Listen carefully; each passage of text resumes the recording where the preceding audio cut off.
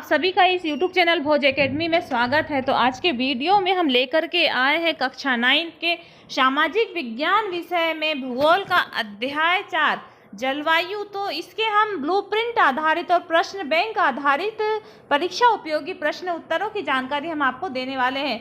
तो देखिए कि सबसे पहले हम ये बता दें आपको कि इसमें इस अध्याय से 1 नंबर के 2 प्रश्न आएंगे और 3 अंक का 1 प्रश्न आएगा। इस प्रकार से ये आपके 5 नंबर हो गए।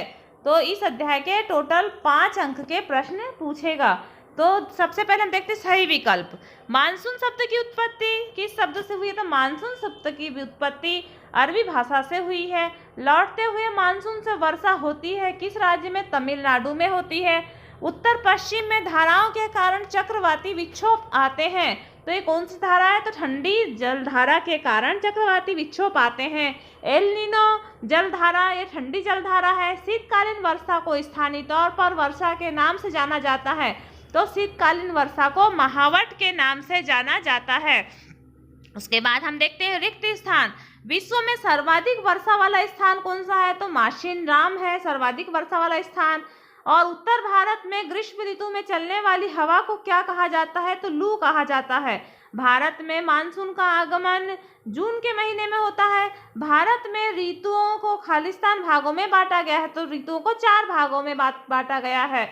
विश्व के अधिकांश मरुस्थल उष्ण हैं। और उसके बाद हम देखते हैं कि भारत में किस प्रकार की जलवायु पाई जाती है? तो भारत में मानसूनी जलवायु पाई जाती है। मौसम क्या है? मौसम का अर्थ है किसी स्थान विशेष पर किसी खास समय में वायुमंडल की स्थिति से है। आम्र वर्षा किन राज्यों में होती है? तो आम्र वर्षा कर्नाटक, केरल एवं ग्रीष्म ऋतु में होने वाली वर्षा को आम्र वर्षा कहा जाता है। तो इसके राज्य हैं कर्नाटक और केरल।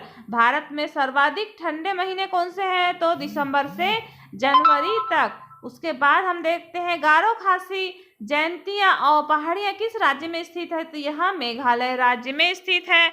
उसके बाद सत्य असत्य। विश्व के अधिकतम मरुस्थल उपोष्ण कटिबंध में महाद्वीप में पश्चिमी किनारे पर पाया जाता है। तो यह सत्य है। हिमालय पर्वत की औसतन ऊंचाई, तो हिमालय पर्वत की औसतन ऊंचाई 8000 मीटर है, यह असत्य है। कोरोवेलिस बल पृथ्वी के घूर्णन गति के कारण अत्यंत आभासी बल को कहते हैं, सत्य। जेट धाराएं समताप मंडल में अत्यधिक ऊंचाई पर रहती है, असत्य। एल नीनो शब्द की उत्पत्ति स्पेनिश से हुई है, यह भी सत्य है। देखते हैं कि सही जोड़ियां। तो मानसून, मानसून में आएगा, मानसून अरबी शब्द है। सर्दी के महीने, तो सर्दी के महीने पश्चिमी चक्रवाती विक्षोभ मार्च से मई तक, तो मार्च से मई तक ग्रीष्म ऋतु होती है। और पश्चिमी राजस्थान, तो पश्चिमी राजस्थान में आएगा 60 सेंटीमीटर से कम वर्षा। और काल वैशाखी, तो काल वैशाखी में देखिए पश्चिमी बंगाल। उसके बाद आम्र वर्षा, तो आम्र वर्षा होती है कर्नाटक और केरल में। इसके बाद हम देखते हैं 3 अंक वाले प्रश्न। तो तमिलनाडु में शीत ऋतु में वर्षा क्यों होती है? शीत ऋतु में उत्तर पश्चिमी भारतीय क्षेत्र में कम ताप के कारण अधिक वायु दाब के केंद्र बनने से हवाएं दक्षिण पूर्व की ओर चलने लगती है। और जब ये पश्चिमी बंगाल की खाड़ी के ऊपर से गुजरती है तो नमी धारण कर लेती है और तमिलनाडु में शीत ऋतु में वर्षा होती है। भारतीय कृषि को मानसून का जुआ क्यों कहा जाता है? वर्षा की अनिश्चितताएं और वर्षा का असमान वितरण कृषि चक्र मानव जीवन को प्रभावित करती हैं। इसी कारण भारतीय कृषि को मानसून का जुआ कहा जाता है। जेट स्ट्रीम क्या है? यह एक सक्रिय पट्टी में स्थित क्षोभ मंडल में अत्यधिक ऊंचाई वाली पश्चिमी हवाएं हैं। इनकी गति गर्मी में 110 मीटर प्रति घंटा और सर्दी में 148 किलोमीटर प्रति घंटा होती है। सबसे स्थिर मध्य अक्षांशीय एवं उपोष्ण कटिबंध की जेट धाराएं होती है। एल नीनो से आप क्या समझते हैं? ठंडी पेरू जलधारा के स्थान पर अस्थायी तौर पर गर्म जलधारा की उत्पत्ति को एल नीनो कहा जाता है। एल नीनो शब्द की उत्पत्ति स्पेनिश शब्द से हुई है जिसका अर्थ है बच्चा या बेबी क्राइस्ट को व्यक्त करता है। यह धारा क्रिसमस के समय चलना प्रारंभ होती है तथा समुद्र के तापमान को बढ़ाती है। फिर आता है भारतीय मानसून को एकता का परिचालक क्यों कहा जाता है? मानसून हवाओं की दिशाओं का ऋतुओं के अनुसार परिवर्तन होता है। संपूर्ण भारतीय भूदृश्य, इसके जीव एवं वनस्पति और कृषि चक्र, मानव जीवन तथा त्योहार उत्सव पर मानसून का प्रभाव पड़ता है, जो एकता का परिचालक है। और उत्तर भारत में वर्षा की मात्रा पूर्व से पश्चिम की ओर क्यों घटती जाती है? दक्षिणी पश्चिमी मानसून हवाएं उत्तर पूर्व में गारो खासी और जयंती पहाड़ियों से कराकर सर्वाधिक वर्षा उत्तर पूर्वी भाग में कर देती हैं और पश्चिम की ओर मुड़ जाती हैं।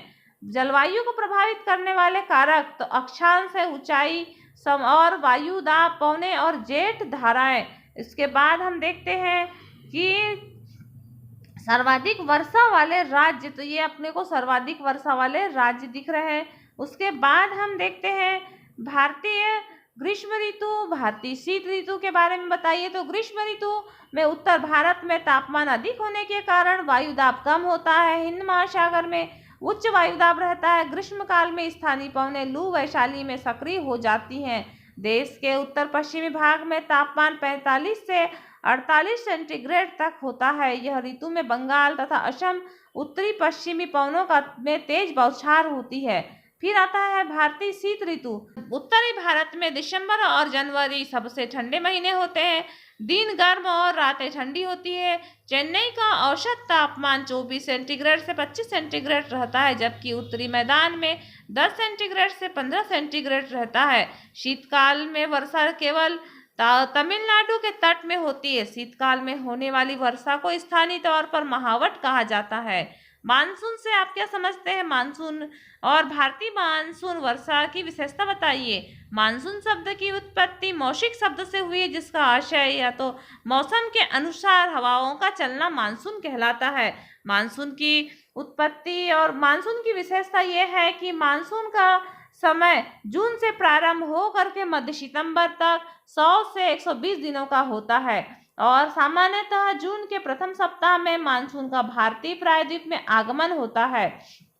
मानसूनी पवनों की शाखाएं, कभी कभी ये पूछा जाता है कि मानसूनी पवनों की 2 शाखाओं के नाम लिखिए। तो अरब सागर की शाखा और बंगाल की खाड़ी की शाखा दोनों परस्पर गंगा के मैदान में आपस में मिल जाती है। तो इस प्रकार से हमने जलवायु पाठ का अध्ययन किया और ये जो माध्यमिक शिक्षा मंडल के द्वारा जो प्रश्न बैंक जारी की गई है उसके अनुसार यह प्रश्न उत्तर है। तो इस प्रकार से आप अपने जो परीक्षा की तैयारी कर रहे हैं तो प्रश्न बैंक के आधार पर तैयारी कीजिए और इस वीडियो को अधिक से अधिक छात्र छात्राओं तक शेयर कीजिए ताकि उन तक भी ये वीडियो पहुंच सके और वे भी अपने परीक्षा की तैयारी करें। धन्यवाद। और आने वाले वीडियो में हम अध्याय 5 का वीडियो बना करके डालेंगे प्रश्न बैंक आधारित। तो लगातार वीडियो को प्राप्त करने के लिए आपने यदि इस चैनल को सब्सक्राइब नहीं किया है तो आप इस चैनल को सब्सक्राइब करें और वीडियो को अधिक से अधिक छात्र छात्राओं तक शेयर करें।